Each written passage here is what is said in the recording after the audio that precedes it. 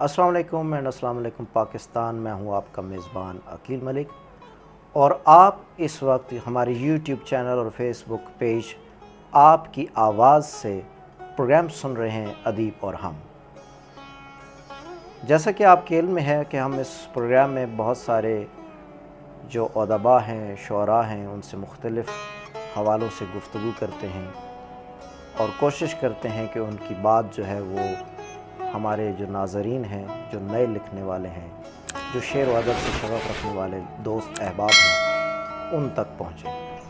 क्योंकि हमारा मानना है कि जब तक आप एक शायर को, उसकी ज़ात को और उसके नज़रियात को जब तक आप नहीं समझते, आपकी रसाई उसके शेर तक उस तरीके से नहीं हो पाती जितना कि आप उसको जानते हैं। जब तक आप किसी शायर की ज़ात को नहीं जानेंगे, शेर अपनी जौन से बाहर नहीं आता। नाज़रीन, हमारे साथ इस वक्त जो शायर मौजूद हैं उनका ताल्लुक़ मियाँ वाली से है। बहुत खूबसूरत लब व लहजे के शायर हैं और उनके शेरों की जो गूंज है वो अदब के ऐवानों तक पहुँचती है। इनके कई अशार दोस्तों को ज़ुबानी याद हैं। बहुत मोहब्बत करने वाले जब आप इनके पास आ जाएं तो मेरा मानना ये है कि आप इनकी मोहब्बत में गिरफ़्तार हो जाते हैं। जी, मेरी मुराद जो है वो बेचैन फ़ारूक आबादी साहब से है। बहुत उम्दा शेर कहते हैं, बहुत उम्दा गज़ल कहते हैं, बहुत उम्दा नाज़ कहते हैं, बहुत उम्दा सलाम कहते हैं। तो आइए उनसे मुलाकात करते हैं। अस्सलाम वालेकुम। अस्सलाम जी, कैसे मिजाज हैं आपके? खैरियत से हैं? अल्हम्दुलिल्लाह खैरियत है। अच्छा, मुझे ये बताइएगा कि हमारे नाज़रीन जो हैं वो आपसे पूछना चाह रहे हैं कि आप शेर क्यों कहते हैं? सर, शेर क्यों कहते हैं तो इसका तो मेरे पास जवाब नहीं है जी। एक खुदादाद सलाहियत है जी कि जो दौरान तालीम ही में हमने शेर कहना शुरू कर दिया था, तो इसकी कोई ख़ास वजह मैं आज तक नहीं जान पाया जी। तो बकौल गालिब पे आते हैं गैब से जी मज़ामी ख़याल में, गालिब सरीर खामा खामा नवाए ज़रोश है। जी, बिल्कुल जी, बिल्कुल उसी के मुतरादिफ है जी। तो आज तक हमें इस चीज़ का इदराक नहीं हुआ कि हम शेर क्यों कहते हैं, तो ख़ुद ब खुद शेर हो जाते हैं। अच्छा, मुझे ये बताइएगा कि जैसे आपने कहा कि एक खुद रौ पौधे की तरह जी शेर जी और एक किसी जंगल में खूबसूरत फूल की तरह खिलना एक शेर। जी जी तो क्या आप ये समझते हैं कि शेर कहना वो मुकम्मल आमद है या उसमें कोई आवर्द का, यानी आपकी फ़िक्र का, आपकी सोच का, आपके इदराक का, आपके फ़हम का, उसका भी कोई? दोनों को मैं एक्सेप्ट करता हूँ, आवर्त का भी, और आप कह सकते हैं कि ये किसी भी हवाले से मतलब इसको कह सकता है कि ये आवर्त भी हो सकता है और एक को न कहते हुए भी कह दें। जी बिल्कुल, ऐसा बाज़ औक़ात ऐसा हो जाता है। जी जी, यानी कि आप ये समझते हैं कि ये बैन कोई ऐसी चीज़ है बिल्कुल कि ये आमोद और आवर्द के दरमियान की कोई कैफियत होती है जिसके ज़रिए आप एक कोई शेर जो है वो आप कह रहे होते हैं, लिख रहे होते हैं। अच्छा, मुझे ये बताइएगा कि आप जो ज़्यादा आप नज़्म बहुत कम लिखते हैं और गज़ल की तरफ आपके जी रुझान है, तो क्या आप सराइकी से गज़ल की तरफ आए हैं? पहले आपने सराइकी भी लिखे? जी बिल्कुल, और उसके बाद आप उर्दू गज़ल की तरफ राग़िब हुए?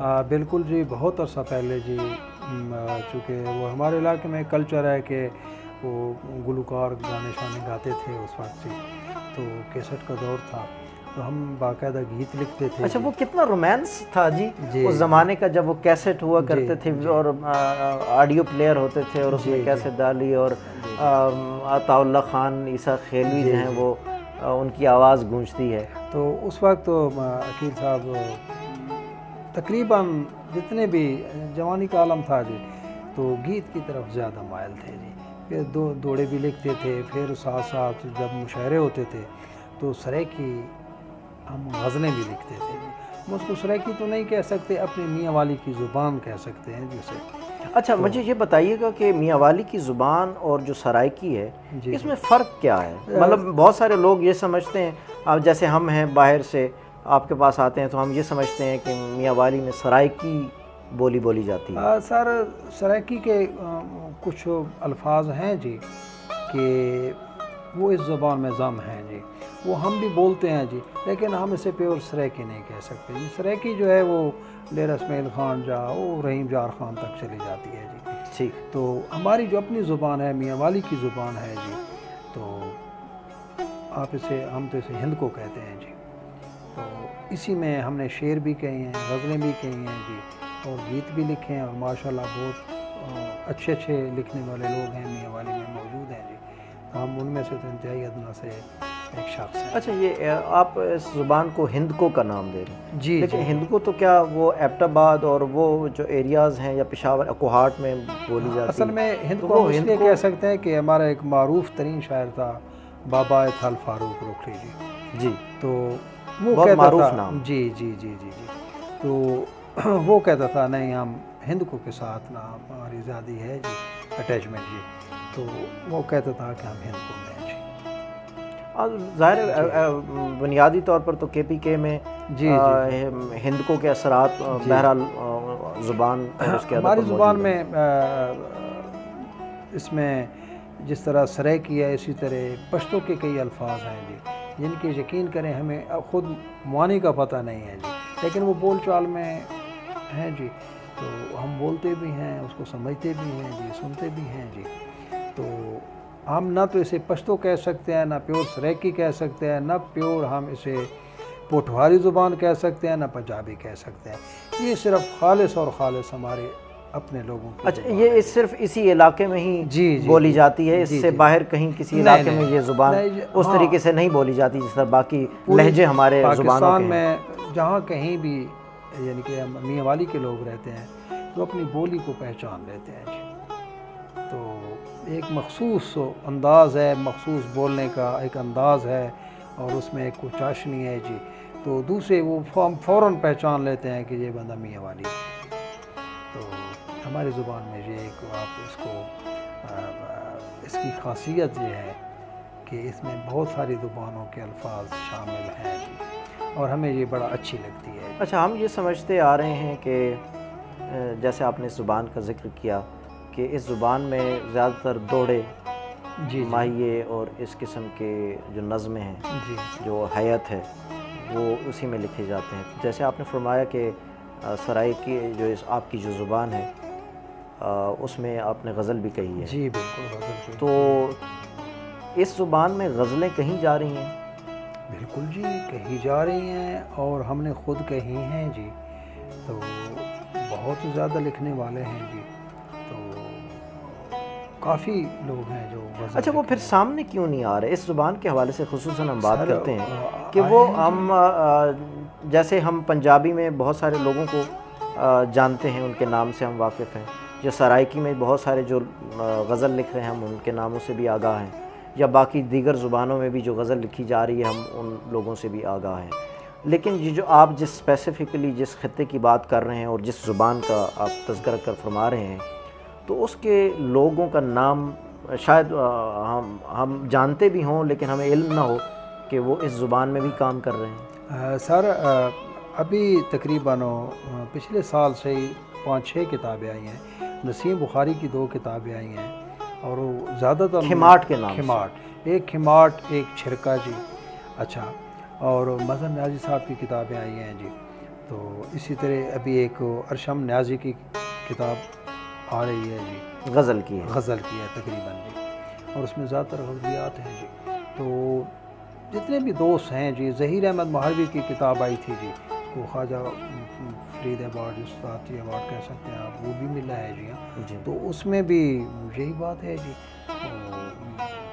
اب کافی دوست ہیں جی وہ غزلیات لکھ رہے ہیں جی اپنی زبان میں، اور اس میں بڑی چاشنی ہے جی۔ تو ہم نے جب شروع کی تھی تو ہم تھوڑا سا ہٹ کے لکھے تھے اشعار جی اس وقت سے، کہ زیادہ تر تو یہی ہوتا ہے کہ وہی پرانی بات جی کہ پیار عشق یہ وہ جی، لیکن سب سے جو میں اس کو بینیفٹ دوں گا افضل حاجی صاحب کو جی، کہ انہوں نے اپنی زبان میں جو غزل ہے اس کو وہ انقلابی رنگ غزلیں کہی ہیں جی، اچھا، انہوں نے انقلابی، کہ وہ ہمیشہ خوبصورت اور سلجھے ہوئے شعر کہتے تھے جی، تو اس سے بہت زیادہ تحریک ملی تھی لوگوں کو، اور وہ بڑے اچھے اچھے شعر انہوں نے لکھے تھے جی۔ تو مظہر نیازی صاحب ہیں، انہوں نے بہت خوبصورت شعر لکھے ہیں جی۔ تو ظہیر احمد مہاروی صاحب ہیں جی، سید نسیم بخاری صاحب ہیں جی، اب ارشم نیازی کی کتاب آ رہی ہے جی، تو اس حوالے سے کافی لوگوں نے بہت اچھے اچھے یہ شعر بہت کہے ہیں مطلب اس زبان میں جو اس خطے کی مخصوص زبان ہے جی اس کے اندر جو ہے وہ لوگ ہیں وہ کام کر رہے ہیں، جی جی، اور جیسے آپ نے ظہیر مہاروی صاحب کا نام لیا اور نسیم بخاری صاحب کا نام لیا، مظہر نیازی صاحب کا نام لیا، ظاہر ہے ہم ان لوگوں سے ان کے ناموں سے آشنا بھی ہیں جی اور ان کے کام سے بھی واقف ہیں، جی جی اور ظاہر ہے کہ ایک نئے طرز کا، ایک نئے لحن کی جی یہ شاعری یہ لوگ جو ہیں وہ کر رہے ہیں۔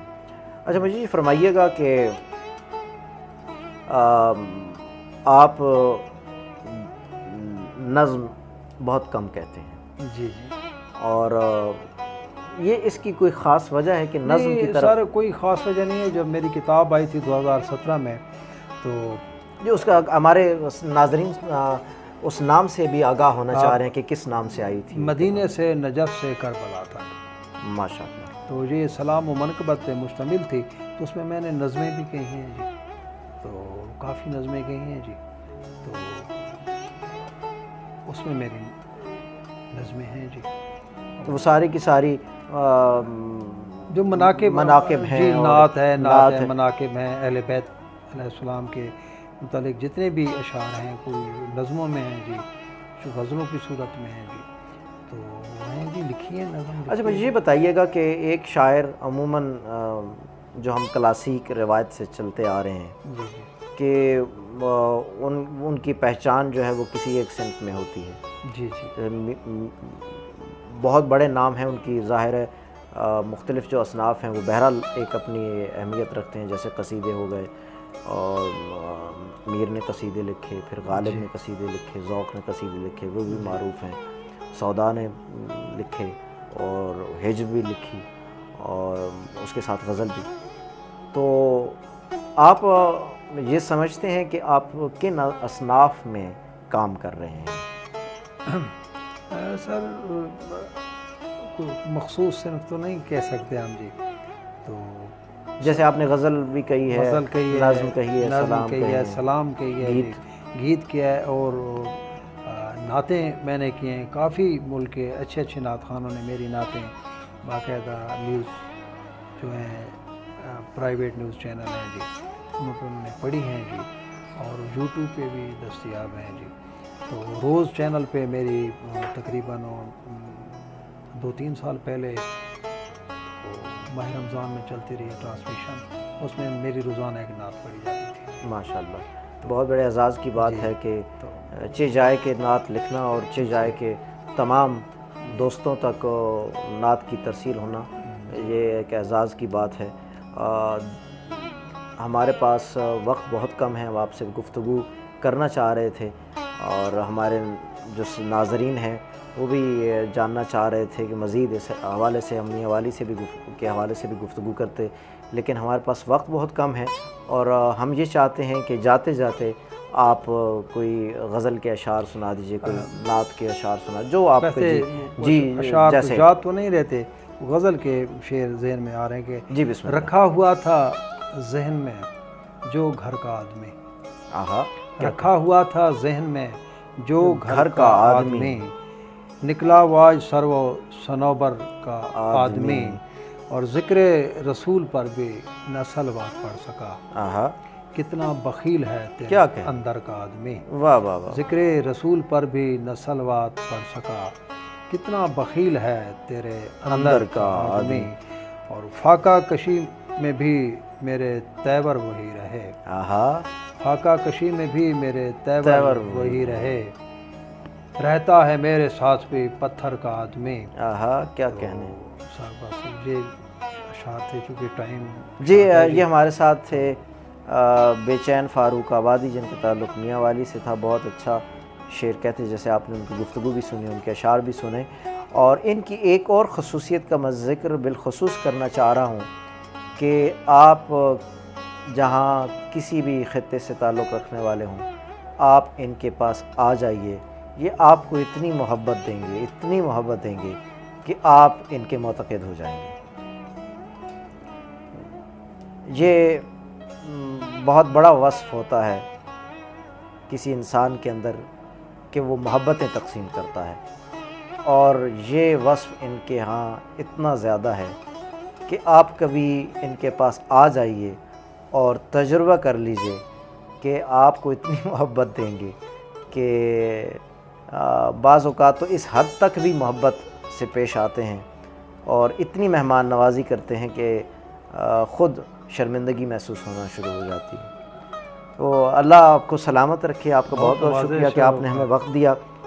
انشاءاللہ پھر کبھی کسی لمحے میں آپ کی آواز ہمارا جو چینل ہے اس پر آپ سے انٹرویو لیں گے، گفتگو کریں گے، لوگوں تک آپ کی بات پہنچائیں گے. وکیل ملک صاحب، آپ کا اور آپ کے چینل کا انتہائی مشکور ہوں، ممنون ہوں، بہت شکر گزار ہوں کہ آپ نے مجھے ادنا سے بندے سے چند باتیں کی. جی آپ کی ذرا نوازی. جی آپ کا حق بنتا تھا. جی یہ تھے ہمارے ساتھ بے چین فاروق آبادی. آپ کا بہت بہت شکریہ کہ ہمارے ناظرین آپ نے اس پورے انٹرویو کو اب تک آپ نے دیکھا، اور آپ اس کو ہمیشہ ہمارے اس پروگرام کو پسند کرتے ہیں، لائک کرتے ہیں، اور کچھ دوست ایسے بھی ہیں جو اس کو شیئر بھی کر دیتے ہیں. تو میری آپ سے گزارش ہے کہ آپ کو اگر انٹرویو اچھا لگے، آپ کو سمجھ میں آئے کہ ہمارا کام جو ہے وہ بہت اچھا ہو رہا ہے، تو صرف لائک نہ کیجیے بلکہ ایک شاعر ادیب کی جو گفتگو ہے وہ اپنے دوستوں تک بھی پہنچائیے. آپ کا بہت بہت شکریہ. اپنے میزبان، آپ کی آواز کے پروگرام کے اس میزبان عقیل ملک کو اجازت دیجیے. انشاءاللہ پھر کسی ایک ادیب کے ساتھ آپ کی خدمت میں حاضر ہوں گے. آپ کا بہت بہت شکریہ.